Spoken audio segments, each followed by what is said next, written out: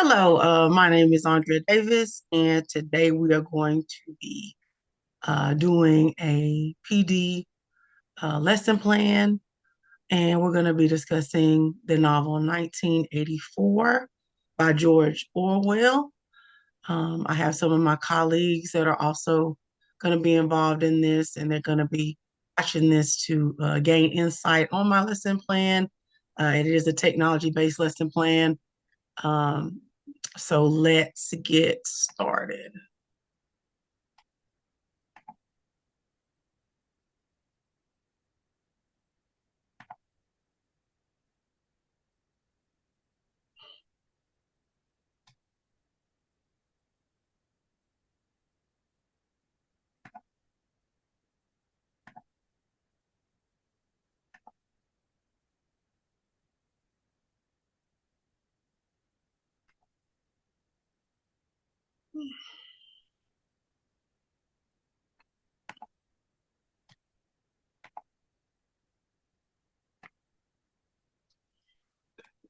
Oh, all right, we're going to be using it is a Canva lesson plan. I'm using a Canva presentation to show you the lesson plan. Let me get this to present mode and we will get started.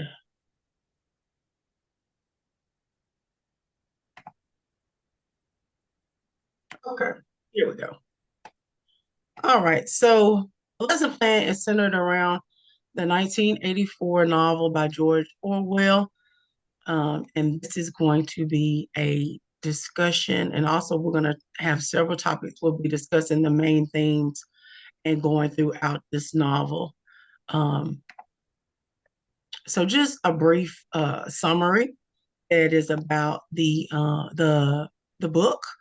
It's just on here. We're going to 1984. If you haven't read that, hopefully, if you are planning to follow this lesson plan, then your kids would have already read this novel, or you would have been, already started on it into the novel and also working on the themes. The 1984 is a dystopian novel by George Orwell that depicts a totalitarian future where constant surveillance and manipulation of history are used to control the population. The story revolves around Winston, and he's a member of the ruling party in Oceania, and who this Winston rebels against the regiment's control and engages in a forbidden love affair with Julia. Okay, that's what the book is about. That's our brief summary. And these are the things we're going to be focused on for this lesson plan. So, number one is totalitarianism. Number two, surveillance. Number three, control and propaganda that I've misspelled. So sorry, but propaganda is on there. Okay. So those are four themes. Going on to the next part, we're going to start. We're going to go breaking down these four themes so you kind of get an understanding of what we're discussing and what we're talking about in this novel. Okay. So totalitarianism, uh, just that's the number one theme. These are the things that are focused on in the novel. The novel explores a world where the party, led by the omnipresent Big Brother, controls all aspects of life. That's including thought, history, and language. Okay. It's a political system of government where the state has absolute control over all aspects of public and private life, suppressing opposition and individual freedoms. Okay, so this is all characterized by centralized control and the denial of individual liberty. So pretty much no one can have their own voice. Everybody has to be following the same kind of thinking, and if you kind of step out of line from that, then you will get in trouble. The question that I will pose to the class as we're discussing this thing is, how does this thing compare to government in today's society? So based off the book and what we know about those themes, and based off today, even though today is 2025, are there similar themes that are within the book that we can also relate to what is going on in today's society? The next theme is surveillance. So in the book, the citizens are constantly being monitored by telescreens, is what's used in the book, and the thought police. and those police are ensuring conformity and suppressing any dissent. So everyone's being watched at all times. So if anybody starts to, if they hear, they can hear what you're saying, they can see what you're doing.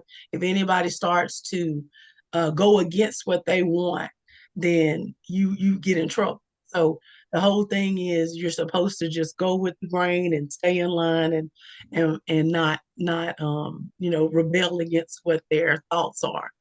Um, I thought that this surveillance kind of made me think about like facial recognition that we have now, that's being used with all cameras throughout everywhere. It really is being used everywhere. It's being used on your cell phone, whether you know it or not. Anytime you put pictures in there, any of these apps and different things you're using on Facebook and Snapchat, all of that's being used to have facial recognition to be able to identify you later in case anything happens and they need to find you. All of that's being self surveillance.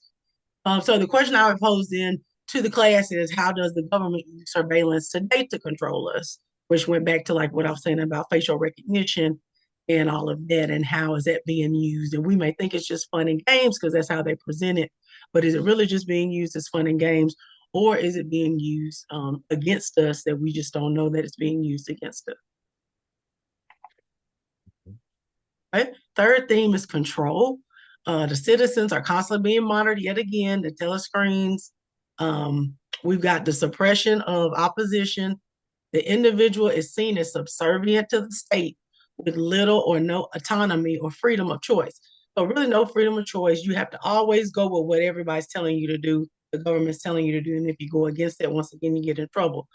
Um, and I really feel like this is strongly kind of related to what's happening today in society and how the current government is trying to, I feel, maybe impose some kind of control over us and also keep us in check to make sure everybody is not doing anything that is going against what they would like for us to be doing. That question that I will pose into the class and to the students would be, in what ways does the government try to control the population in today's society? Okay, and then that would be a question that you could discuss with your class and um, just kind of pose questions so that they could kind of start discussing amongst themselves and get interested in the topics and the themes. The fourth theme is propaganda. Um, and then that's just totalitarian regimens often use force and propaganda to silence dissent and prevent any challenge to their authority. So the government is using the media, news, books to spread messages that they want and that they want to be used against to control, and that's what they use. They use to promote or publicize a particular view, cause, or point of view, political views. So anything that they feel needs to be spread, and they want people to believe that, that's what's being put out. The main character in the book at the time, he is going back and he's having to change things that actually happened to manipulate the history so that in the books to make it look like the way the government wants it to look. So he's having to do that, and that's what his job is. And he starts becoming conflicted when he realizes that's what he's doing. Um, the question then I will pose to the class would be, how does the government use propaganda today to control the population? So all of that's being used to control and manipulate, and how is it being used? What things are they using? And as far as today is looked at today's society, what of these things or these similar themes are also being used today? So we're in 2025. This book was supposed to take place in 1984.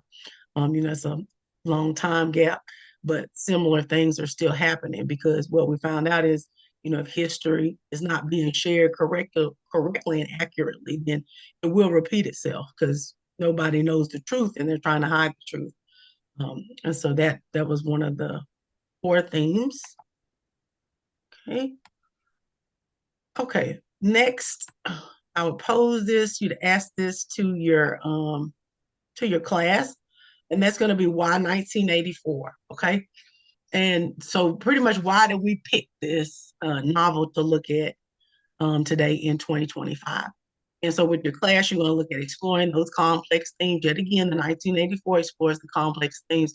Exploring these helps us gain a deeper understanding of human nature and the world around us. That's why we're doing it.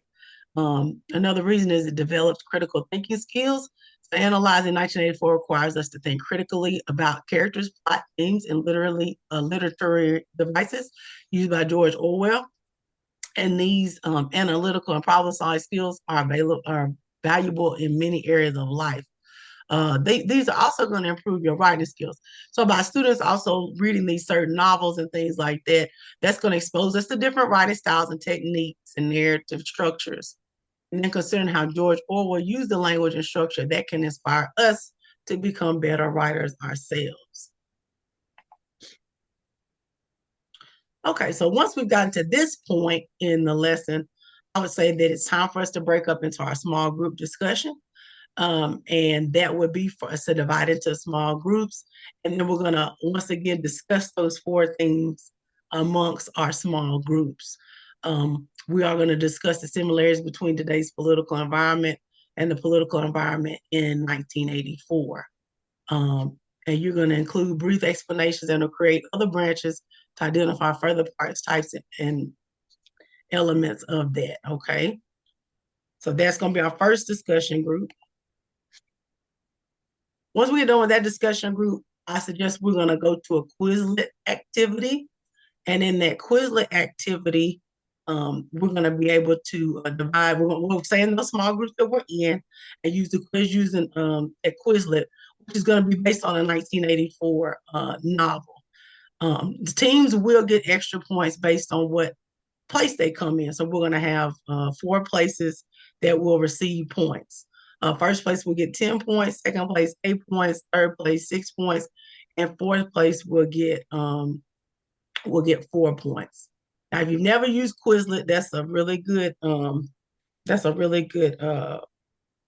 app to use. I'm gonna see if I can try to go to one maybe to show y'all real quick. Well, we can see what that looks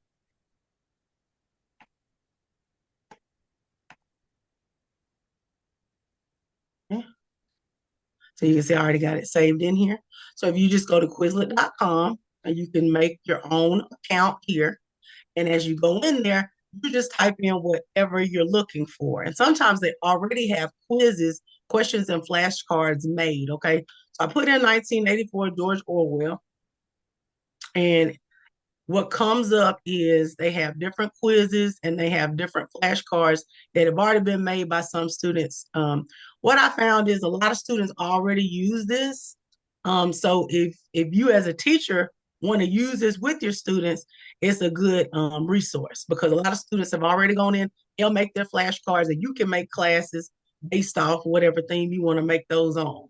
And once you do that, you can also then make your own questions based off those based off whatever your subject is. And once you get that done, then you can test, you can have the groups and they can compete against each other with those questions for the correct answers. And I think that it's a really good resource to have. And it's also very competitive. Also very competitive for the kids. And they seem to love it. I used to do this back when I was an administrator, I was still teaching, and that would be a good way to get the kids involved in the discussions. Let's go back to our presentation. Just wanted to kind of show y'all that real quick.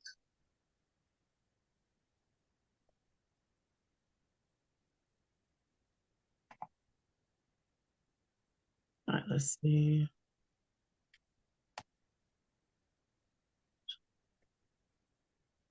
All right, let's go back. That. We'll go back to present mode.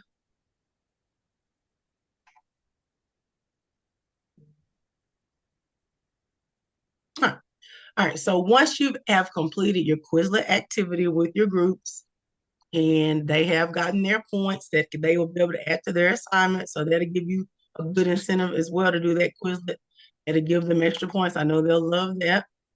Then it is time for us to create our movie trailer, okay?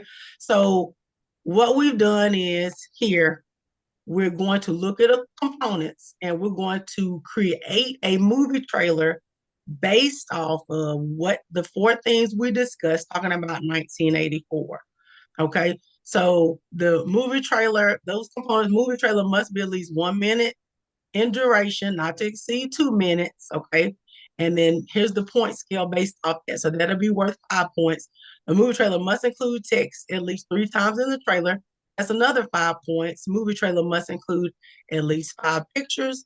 That's an additional 5 points. And the movie trailer must have music, which is another 5 points.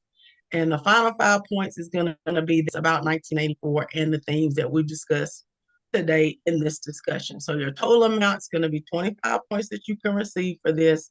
You do have to follow this rubric in order to get the 25 points. Okay. Now, I know some of you are probably thinking, how do I make a movie trailer? Right. So just like we made this, like I just made this presentation out of Canva. Canva also has a movie trailer that you can make. It has that selection that you can pull from. So we're gonna go, okay. And here we go. So how to make a movie trailer. So what I did was I've used Canva for lots of things. I've never used Canva to make a movie trailer. But I ended up going to this YouTube link here, and it shows us how to make a movie trailer. So if you get confused and you need to do that, we can go to this link here to make the trailer. Also, you can go into your account. So you must have a Canva account. I don't know if everybody has one, but you need to create one because Canva has a lot of things that you can use technology wise. So you need to be using that if you're not. You can go over here to, you can go to home, and then you can type in movie trailer and hit OK. And it's gonna bring up different templates that you can look at. So here's several right here that we could choose from. Okay. But there's a lot of them on here that you can choose from. But here's one that I had started on that we can look at.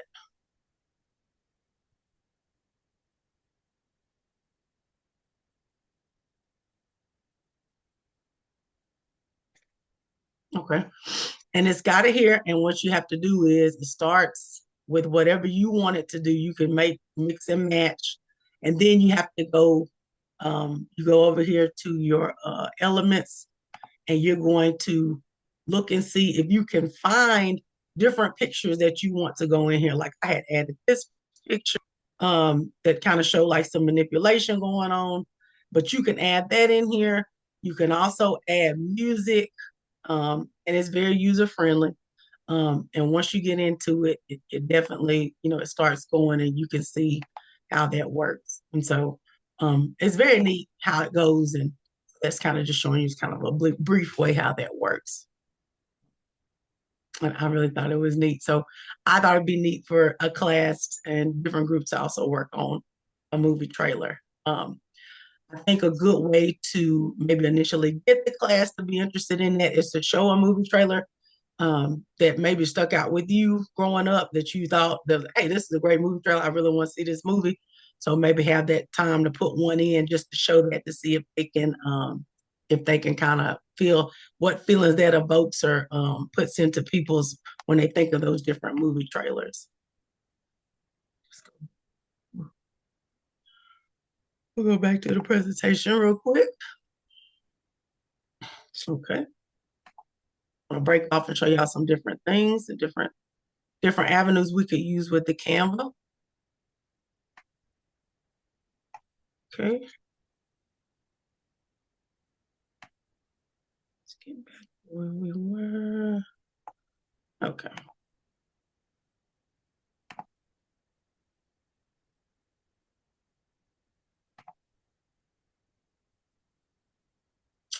Okay. And there's also a link on here that we can go to, and it also shows you how to do all that as well. So that's going to show you how to make the movie trailer on Canva and how to add your music and your images and everything, and how to search images, and that's included there. So once we get that complete, once your groups get that complete, um, what we're going to do is we're going to present those to the class. Okay, you're going to present your movie trailer to the class, present it visually, and then we'll take it further by discussing those themes and then the context. And then you're going to explain why your group used certain imagery and text in your movie trailers. Once we do all of that and every group has had a chance to present, um, we're going to rank those movie trailers, do the best ones and the worst ones. Just to kind of see, just because maybe somebody's worth, and maybe that's a good way to kind of just keep it competitive. I always feel like we got to kind of have the competitiveness going there.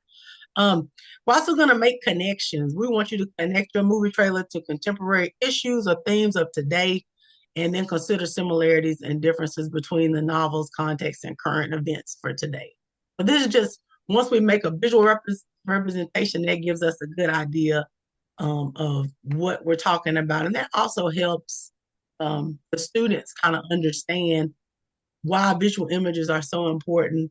And reading is also important, but when we can take that reading and that understanding and that comprehension and then make that into visual images, it also takes it like one step further for the comprehension for students.